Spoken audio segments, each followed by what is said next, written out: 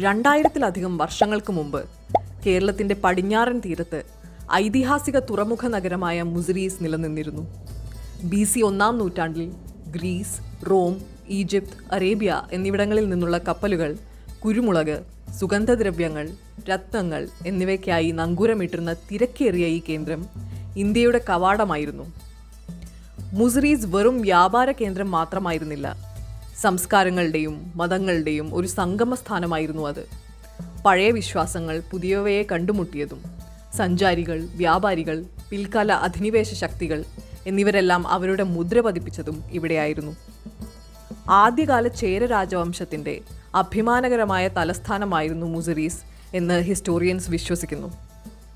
പിന്നീട് കാലം ഈ നഗരത്തിൻ്റെ നിലനിൽപ്പ് ചരിത്രരേഖകളിലേക്ക് ചുരുക്കിയെങ്കിലും കേരളത്തിൽ ആഗോള വ്യാപാരത്തിൻ്റെയും സാംസ്കാരിക വിനിമയത്തിൻ്റെയും സുവർണ കാലഘട്ടത്തിൻ്റെ ഓർമ്മപ്പെടുത്തലായി മുസിരീസിൻ്റെ കഥ ഇപ്പോഴും തിളങ്ങുന്നു.